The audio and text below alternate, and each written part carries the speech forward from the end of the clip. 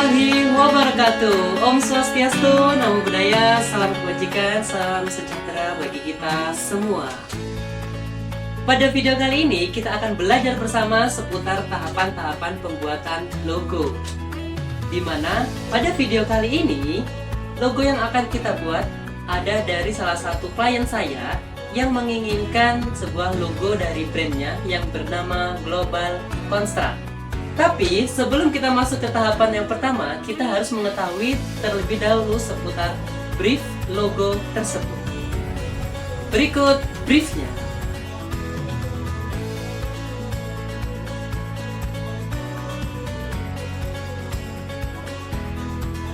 Nah, untuk masuk ke tahapan yang pertama, kita harus melaksanakan riset dan analisis brand. Kita bisa riset dari brief yang sudah dikirimkan oleh klien tadi. Tadi kita sudah lihat bersama bahwasanya brief dari klien kita sudah cukup lengkap. Dan yang selanjutnya kita juga harus yang namanya riset atau analisis brand kompetitor, supaya nanti logo yang kita buat itu tidak ada pesaingnya, dimana kita juga nanti akan membuat logo yang berbeda dari kompetitor-kompetitor yang ada. Baik teman-teman, kita akan mencoba untuk analisis brand kompetitor. Dimana kalau di sini kita cari di Google, ada sebuah brand yang memang bergerak di bidang yang sama, yaitu di bidang restorasi. Dia kalau kita lihat logonya rata-rata adalah mencantumkan logo sebuah produk, lalu ada gedung, ya memang generate sekali ya kalau kita lihat di sini ya. Lalu ada yang memberikan logo berupa icon helm proyek, ya. Baik, kalau gitu kita sudah analisis brand kompetitor.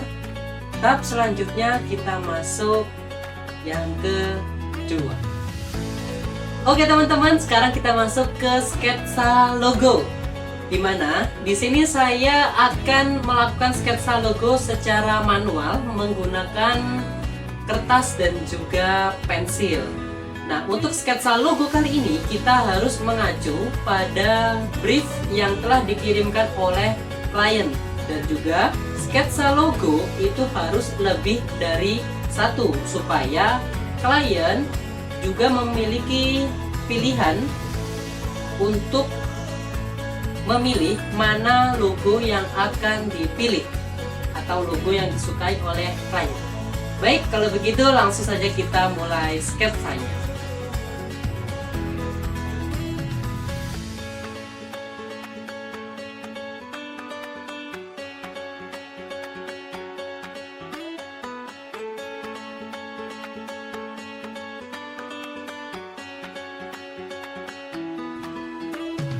Oke teman-teman, sketsanya sudah jadi dan di sini saya sudah mendapatkan 9 sketsa. Tetapi dari 9 sketsa ini kita harus memilih 3 sketsa sebelum kita kirim ke klien.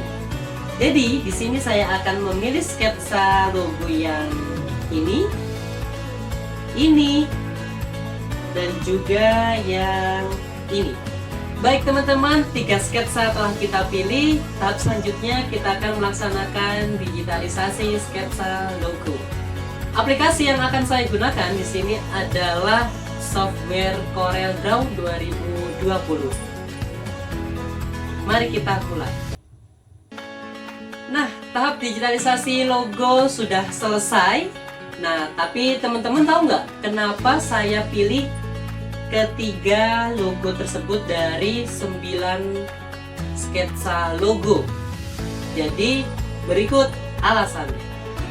Mungkin akan saya jelaskan. Untuk yang pertama, dia itu kelebihannya sangat sederhana dan mudah dikenali, sehingga dia itu cocok untuk branding modern, lalu memberikan kesan progres pertumbuhan dan arah maju. Setelah itu, menurut saya, Di sini saya menggunakan ruang negative space yang membuat logo itu terlihat lebih profesional. Dan tampilan pada logo yang pertama ini jelas dia itu sangat kuat dan juga tegas, di mana maknanya itu akan memberikan citra perusahaan yang stabil dan dipercaya. Nah, tampilan yang kuat dan tegas itu sangat cocok sekali untuk di berbagai pengaplikasian, misalnya helm proyek, kendaraan, hingga dokumen, karena bentuknya memang sangat minimalis. Untuk logo yang kedua, ini saya membuat logo yang agak generik, tapi masih terkesan beda dari yang lain dong pastinya. Nah, untuk logo yang kedua, ini adalah kombinasi dari huruf G dan juga C dalam satu lingkaran. Dan di tengahnya kita lihat sendiri itu terdapat siluet dari apa? Kunci pas yang mempresentasikan sebuah perbaikan. Lingkaran itu sendiri melambangkan sebuah global, kontinuitas, dan juga kerjasama. Cocok banget dengan konsep internasional. Setelah itu, kenapa saya memilih logo yang kedua ini? Karena desainnya juga seimbang dan juga harmonis kalau menurut saya. Itu bisa menunjukkan bahwasannya perusahaan ini adalah perusahaan yang profesional dan menjadi andalan. Baik, kita masuk ke logo yang ketiga. Kenapa alasan saya memilih logo yang ketiga? Ini termasuk logo yang ikonik ya. Logo yang ikonik dan juga cukup generik tetapi lebih minimalis dan juga modern. Nah, logo ketiga ini adalah ikon gedung dengan dasar setengah lingkaran.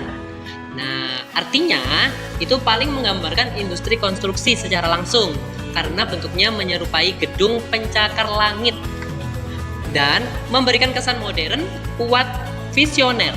Cocok banget buat perusahaan konstruksi berskala besar. Dan ada di bawahnya itu adalah setengah lingkaran. Nah, kenapa saya memberikan setengah lingkaran?